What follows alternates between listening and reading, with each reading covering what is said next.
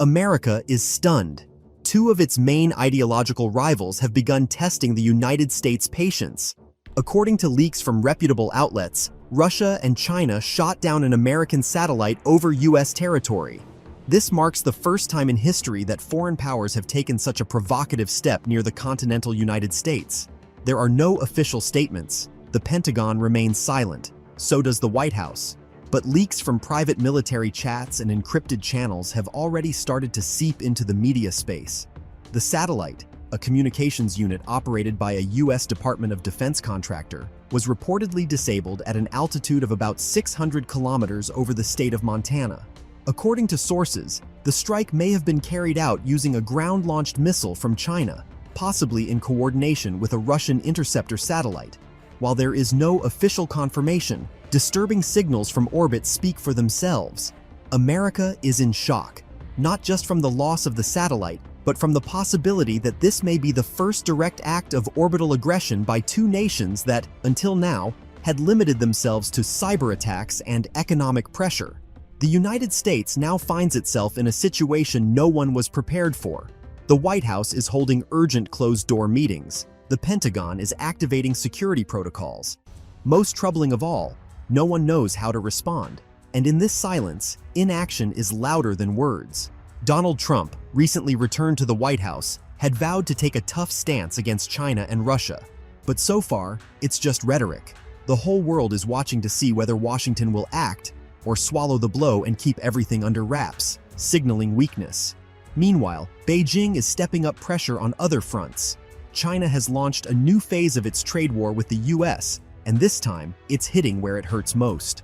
Beijing has officially restricted exports of strategic metals, tungsten, gallium, graphite, and even high-purity titanium. These materials are critical for American defense, aerospace, and electronics manufacturing. Without them, it's impossible to build F-35 fighters, missiles, satellites, batteries, or even semiconductor production equipment. This isn't just a trade measure, it's an economic attack. China is testing Trump's resolve, and if the US doesn't respond, Beijing will take it as a green light to go further. In recent months, China has built significant political capital. After talks with Saudi Arabia, Iran, and Brazil, it has formed an informal coalition of countries dissatisfied with the dollar's dominance. Now, it is opening a new front: raw materials. Beijing has calculated that even a 3 to 6 month disruption in supplies could cause major cracks in American industry, especially if it happens alongside orbital escalation. China is also openly discussing the launch of a new rare earth metals exchange, one that would conduct transactions exclusively in yuan. This is a direct challenge to the dollar and the U.S. financial system. For decades, the U.S. built a global economy in which China became a critical supplier. Now, Beijing is turning that dependency into a weapon, and doing so at the exact moment when the U.S. needs those resources more than ever.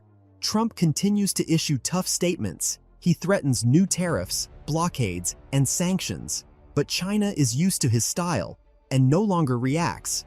Meanwhile, Moscow continues to ramp up pressure in Eastern Europe. Russian forces are holding exercises in Kaliningrad, near the Polish border, and increasingly warning of the need to respond to NATO provocations. A real chess match is now unfolding in space. Russia has launched 2 more interceptor satellites capable of maneuvering close to other objects. China is testing new laser systems designed to blind reconnaissance satellites, and the United States still has no clear response. Its missile defense system was never designed to protect orbital assets. For now, the only options are to attempt to regain control over lost communications and assess the full extent of the damage.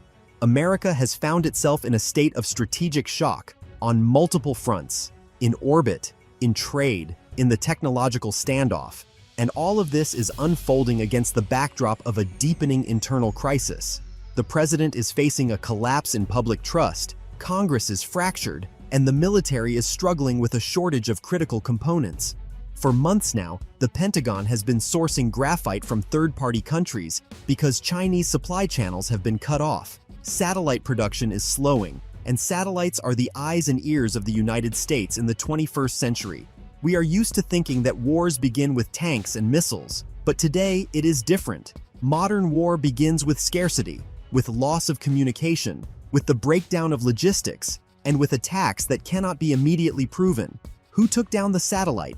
Russia, China, both together, or was it just a coincidence? But then why did Beijing announce export restrictions on rare earth metals that very same day? Why did Moscow launch the satellite Cosmos 2588, which approached a US object just 24 hours before it went offline? There are no answers, only silence and growing unease. According to a high-ranking source close to the Pentagon, Washington has urgently formed a classified analytical committee. Its mission, to assess the scale of the threat, and more importantly, to determine how to respond without triggering a full-scale conflict. While some officials propose keeping the incident hidden from the public, others insist that America must respond firmly and openly. But at this moment, the United States has no clear way to deliver a symmetrical response, not only due to the risk of escalation, but for a more troubling reason: technological dependence. Trump, who returned to the White House under the slogan "America First Again," has launched a hardline trade confrontation. He imposed a 60% tariff on Chinese technologies and components, tightened rules for Chinese investments in US startups, and demanded that allies reduce imports from China. This has become the cornerstone of his new tariff nationalism agenda. But while he delivers fiery speeches from podiums, Beijing is already acting. China has restricted exports of critical materials. Without them, Boeing and Lockheed Martin cannot fulfill their defense modernization contracts. And most importantly, without them, the US will not be able to quickly replace lost components if new attacks in space occur. Moreover, China's restrictions are not a spontaneous move. They are part of a well-prepared, long-term strategy. Since 2015, Beijing has been actively buying up rare earth mining sites in Africa, South America, and even Australia, while simultaneously investing in deep processing technologies. Now, when the time is right, China can choke off virtually any high-tech sector in the United States. Washington now finds itself in a position that is dangerously unfamiliar: vulnerability, dependency, and paralysis of will. Neither allies nor NATO partners are offering clear support.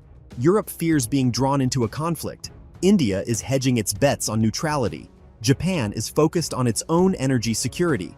Meanwhile, China is strengthening its foothold in Asia by forming strategic alliances with Thailand, Pakistan, and even the United Arab Emirates. The geopolitical map is changing before our eyes. Right now, the key question is not what just happened, but what comes next. Will America be able to respond, or is this the beginning of a global shift in power? Inside the White House, discussions have already begun on a new counter-space defense program. However, analysts warn, even if the new defense program is launched immediately, results will take years, while new incidents could occur within weeks. China is quite literally testing Trump's red lines, and so far, it seems they haven't found any. Will Trump be able to handle this challenge? Or will history remember him as the president under whom America lost control of orbit? One satellite is down, but dozens could follow. And if communications, GPS, ocean monitoring, and weather satellites begin to fail, this won't just be a political crisis, it will be a civilizational one. Without satellites, logistics, the economy, the military, and even the financial system would grind to a halt. At that point, no one will be talking about sanctions. They'll be talking about collapse. China knows this. Russia is exploiting it. And the United States, for now, is just watching. That was only the first act. And from the looks of it, more are on the way. According to the latest reports, another object from the American satellite constellation has disappeared over the Pacific coast. But more on that in the next report. Subscribe to the channel and stay tuned for updates.